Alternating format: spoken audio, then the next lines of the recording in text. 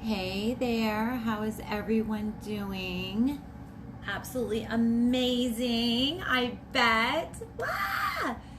One more week until Thanksgiving. So excited. Also, oh man, gratitude through the roof right now. So, if you're not familiar with who I am, my name is Gailyn. I go by Chef Gailyn. I'm a certified holistic nutritionist as well as a dietary health coach. And I'm also a brand ambassador for Savvy, which is a luxe athleisure wear. And that's what this is right here. This is what I have on. And I absolutely love it. I have so much fun with it. So much fun. Talk about going from I love my clients, right? Being a nutritionist, owning restaurants my entire life, things like that. I love it. But I know we're not supposed to say the word easy when it comes to jumping on to another company, but it's all relative, right? I remember I asked someone, so I have a friend that's, he lives in Monaco. Well, he has this practice in Monaco, which is an island, kind of like an island off of France. He's French, and he's a plastic surgeon for a lot of the Hollywood stars. Okay, so he came here to America when the pandemic hit, and just decided to just buy a whole bunch of yachts and beach houses and fix them up and do the Airbnb thing. You know what I mean, for a while. And so he has all these like yachts and beach houses and just gorgeous, and they're like all over the place, like Florida, New York, this area, and so he's like always all over the place, right? And I'm like, man, that seems like so stressful. You know what I mean? It seems so stressful because you're dealing with all these people in these different areas with these Airbnbs, and he does really well with it because they're all like high end ones, right? And he's like, stressful? Do you want to know what stress is? You know what I mean? He's like, year after year after year, being a plastic surgeon for these women who are already gorgeous, beautiful, okay? But they're just not complacent. They find a flaw anywhere. You do your plastic surgery on them, they're still not content. They're still, wherever it is, they still want more. They want more. They want more. They think that's what a man is drawn to, is all this, all this, all this. And they're never content. And then you end up having to, go through all those emotions with them, year after year after year. And then you're late getting home from work and the restaurants are shut, so you can't get dinner. The wife is angry at home, so she's not going to make you dinner because you're late again. And he's like, that is stress. Doing these Airbnbs, having to deal with people, you know what I mean? Whatever. They get it, they don't get it, they leave it a mess, they don't get it. You know what I mean? And I thought about that because that's how it is with me. Do you know what I mean? Like, I joined Savvy. That's not even what what I'm going to be talking about today, but I'm just saying anything in life, right, is relative, right, to what you've experienced. I'm like, when you've owned 4 restaurants, and the last restaurant I owned, I'm literally pregnant out to here. I have 2 teenage girls. I'm trying to hustle it. It's just like I can't get proper workers. I mean, you know what I mean? It's just like, that to me is stress. Okay, I'm the owner, I'm the sole proprietor, I'm responsible for everyone. It's not like, oh, I'm just the chef. No, I'm the executive chef. I'm like literally managing. I'm like, you know what I mean? I can't get the right people in place. Like, that to me is stress. This right here, wear and share, and having to get in touch with, a ton of people every day, and then have my upline, Jen, who's like amazing, help me with that. That's not stressful, okay? It's like, that is not hard work, okay? So I'm just saying, everybody has their own way of viewing hard work, okay? Everyone has their own way, and I feel like it goes either way in life. Do you know what I mean? What works for one person might not work for someone else. What's natural for one person might not be natural for someone else. But literally, you can't put someone down and say, oh, well, you said this was easy. And not that anybody has said this to me. I don't know. I guess I just want to put that out there. It's just like, everyone's completely different. And I'm so grateful that I found something that to me is easy. Anyway, what I wanted to talk about today is really positioning yourself. And if you're struggling with anxiety, Okay, so I have 10 minutes to talk about this, and I don't want to go over time. Okay, so this is extremely important. This is something that's really been heavy on my heart for about a week now.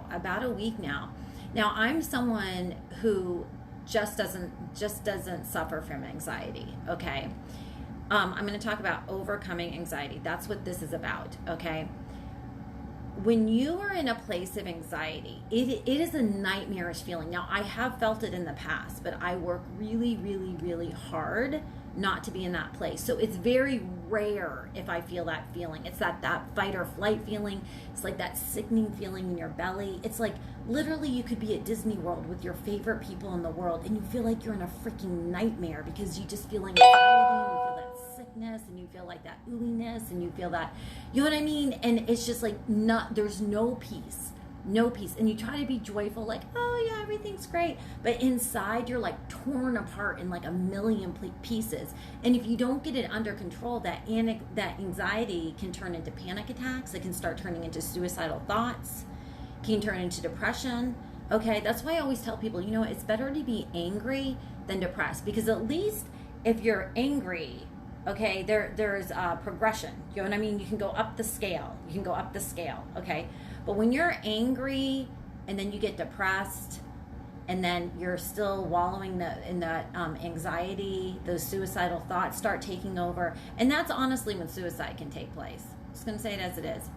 So I just say, when you're yelling at someone and you're like, you're so angry all the time, be grateful that they're angry. Be grateful that us girls are like throwing our stuff at you, okay?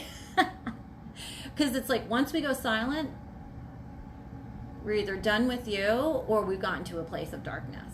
So like, you shouldn't be a happy camper if your girl goes silent on you. That should not be like a good thing. Like, oh good, I got her under control, she's silent. No, I mean you want her to be happy, but you want her, if she's like gone silent, God bless your soul, you're on the way of losing her, or you've already lost her. I can only speak on women on this, you know what I'm saying? Okay, so this is how you get over anxiety, okay? Literally, you have to make yourself do something outside yourself that blesses someone else, okay? You have to go outside of yourself. Anxiety is a very self-focused energy. And the reason I know this is because for like the last 7 days, I've been dealing with it. And literally what it does is it sucks the life out of you. Like the last podcast I did for you guys was all about giving out of your overflow, like giving out of your overflow and the importance of giving out of your overflow. Well, I had a circumstance that happened that totally blindsided me. And I was like, I wasn't ready for it.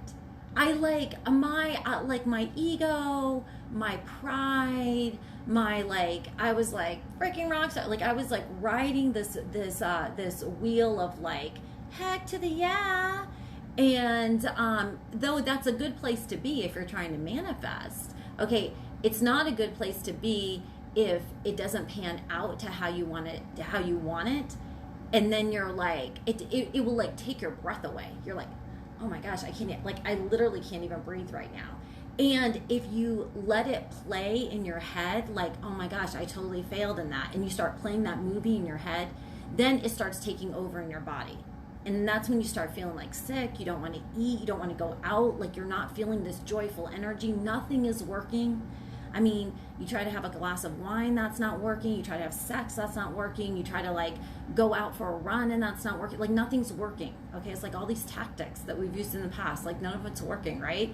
So this is what you have to do. You have to center yourself. And the reason this is so important and so hard to do is because when we're feeling the energy of anxiety, the last thing that we want to do is stop and do any kind of meditation or prayer, because if we do that, okay, you're already feeling the anxiety. It's like, okay, you're already feeling it. Okay, we have this fear that if we stop and focus on it, because 9 times out of 10, it's like God's trying to tell us something, okay, and we're just not wanting to hear what it is, okay, then what it is we have to face it. And a lot of times it's just a fear of facing what could be worse, because it's a fight or flight feel, like, oh my gosh, this is going to happen again. Do you know what I mean? Especially if the emotion has been there before, it will feel like PTSD, like post-traumatic stress disorder. Like, you'll feel it, like it will literally start feeling like. But the reason I'm saying this is if you do not catch it right away, do you know what I mean, and you let it go on for over a week, then what it ends up happening is your neurotransmitters, okay, it starts becoming a habit in your head, and then it becomes a natural feeling, and then that becomes part of your life. Like, you don't even know that you have anxiety because you've just lived with it for so long. It's become a habit, and that emotions become a habit in your day-to-day life, and you wonder why you can't get to that next place in life, okay? You wonder why you get stuck, okay? You wonder why you get caught up in this rigmarole. Like, my girlfriend last night, she was telling me, like, oh my gosh, it's like, actually a couple of my girlfriends, they're like, everything just goes and goes and goes, and I understand that. It's like everyone's pulling you from every direction. Do you know what I mean? Like, that happens to me every day, all day. Like, my texts, it's like, Mom, I need this. Mom, we gotta go to Target. Can we go over to the bank? Can you drop me off at work? And that's just like my 3 children. That doesn't have to do with like other work and family events and this and that. And if it's like, if we don't take, then that's actually what gets the anxiety going. And the other thing too, if we don't walk in our authentic selves, the anxiety will start perpetuating to a whole nother level as well. That is why, okay, I was going to have my Savvy party. I launched this clothing line, and I partnered with this clothing company 8 weeks ago. So I had my opening launch party last night. Okay, so, and every time I do a party, of course, I've catered for years, so I know all the venues in town. And okay, anyway, when someone's like jumping on here. And okay, I needed to let her know. Okay, is she on here? Okay, yeah, we have a conference call, but this person isn't able to jump on, so I'm just trying to. Okay, so I just want to close this up because I have I don't have this conference call, but I need to let everybody else know it's up. Okay, but this is what I want to end with, to give you all a solid morsel to leave with on this when you're suffering with anxiety, because 1 out of every 3 people in America suffer with anxiety, which is huge, which is a lot. Like, chronic anxiety, worst feeling ever. Ugh, talk about feeling paralyzed, right? Okay, number 1, you have to get out of yourself, and you have to really focus on the goodness around you, and you have to do an active activity. Okay, you actually have to do something. You can't just think it. You actually have to get yourself out there to do something, to bless someone else, to take you out of yourself, to know that you're going to be okay.